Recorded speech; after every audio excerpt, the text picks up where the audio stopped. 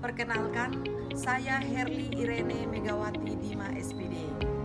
Saat ini saya mahasiswa PPG Angkatan 1 gelombang ketiga tahun 2023 Prodi Ilmu Pengetahuan Alam pada Universitas Negeri Malang.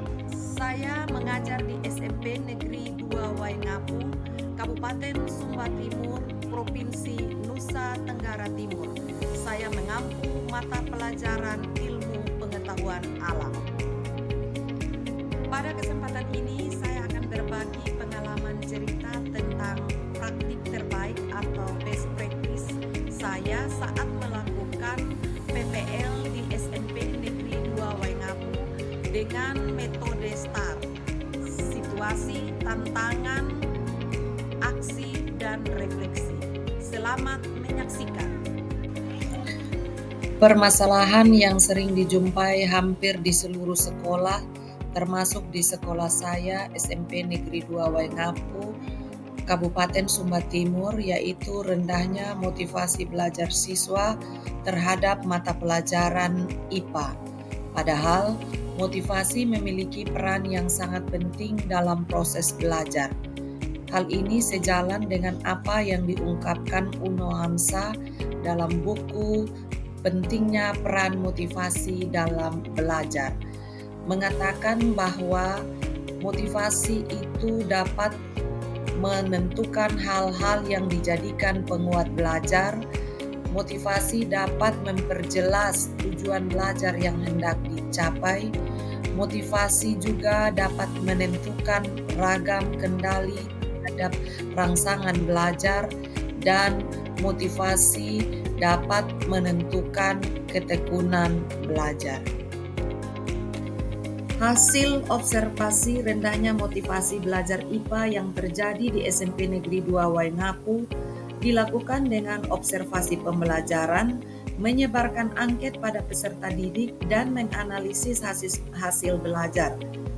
Diperoleh data bahwa rendahnya motivasi belajar IPA peserta didik dilatar belakangi dari rendahnya nilai keaktifan pada proses belajar, semangat peserta didik masih kurang, serta kurang keberanian untuk mengeluarkan pendapat. Hal lain juga yang menyebabkan yaitu karena proses pembelajaran yang dilakukan oleh guru kurang memfasilitasi atau masih dominan dengan ceramah. Proses pembelajaran masih berpusat pada guru sehingga membuat pembelajaran menjadi membosankan. Berdasarkan permasalahan tersebut, sebagai guru saya perlu melakukan suatu inovasi melalui praktik baik dalam pembelajaran saya sehingga dapat meningkatkan motivasi belajar peserta didik yang rendah.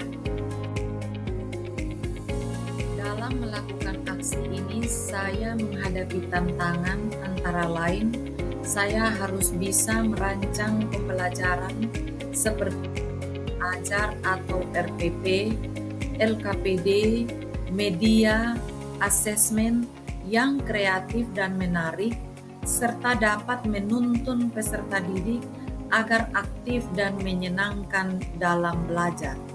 Saya juga harus dapat memilih model dan metode pembelajaran yang tepat sesuai dengan karakteristik mata pelajaran dan karakteristik peserta didik, media pembelajaran yang menarik, serta metode pembelajaran yang variasi dapat membuat peserta didik tertarik dan antusias dalam mengikuti kegiatan pembelajaran. Inovasi yang saya lakukan untuk meningkatkan motivasi belajar dan keaktifan peserta didik dalam kegiatan pembelajaran adalah dengan menerapkan model pembelajaran berbasis masalah, yaitu Problem Basic Learning atau PBL dan Project Basic Learning atau PCBL. Pada PPL siklus 1, saya menerapkan pembelajaran dengan model Problem Basic Learning atau PBL dengan tujuan peserta didik dapat menganalisis masalah, dampak, dan menemukan solusi yang ada pada masalah. Sedangkan media dan metode yang saya pakai adalah video pembelajaran, PPT, metode observasi, dan diskusi kelompok.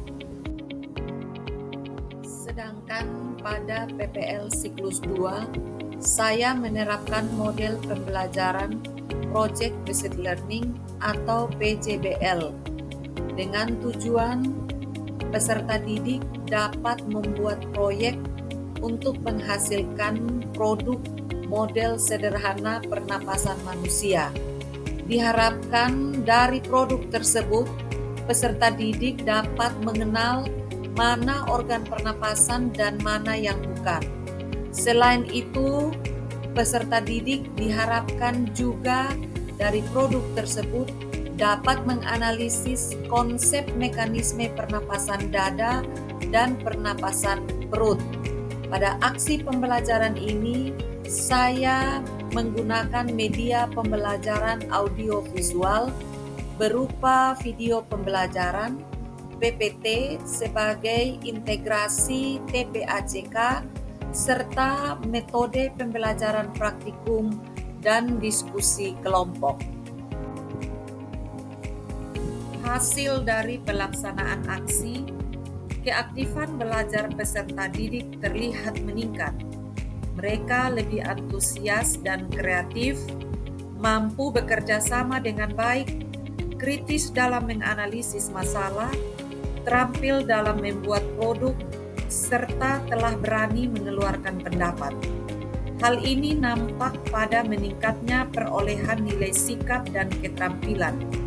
Selain itu, pemahaman akan konsep materi juga meningkat, terlihat dari meningkatnya perolehan nilai pengetahuan yang dilakukan saat post-test, di mana 88% anak mendapat nilai mencapai KKM, bahkan melampaui KKM yang ditetapkan. Ketika saya melakukan refleksi setelah pembelajaran, siswa berkata merasa senang mengikuti proses pembelajaran dan senang dapat membuat sebuah produk. Faktor keberhasilan pembelajaran tidak terlepas dari dukungan dan motivasi dari ibu kepala sekolah, rekan sejawat sebagai observer, saya sebagai pendidik, peserta didik, dosen pembimbing, guru pamong, dan rekan-rekan PPG. Setelah hampir 3 bulan lamanya saya mengikuti pendidikan profesi guru di LPTK Universitas Negeri Malang, saya mendapatkan banyak hal seperti ilmu yang baru, wawasan, dan pengalaman di dunia pendidikan. Terima kasih kepada LPTK Universitas Negeri Malang yang telah memfasilitasi saya untuk mengupgrade ilmu saya di dunia pendidikan sehingga ke depan saya lebih dapat menjadi guru yang profesional. Semoga dengan pendidikan profesi guru ini menjadikan kita guru profesional yang dapat menggerakkan pendidikan Indonesia ke arah yang lebih baik. Demikian cerita praktik terbaik yang saya lakukan.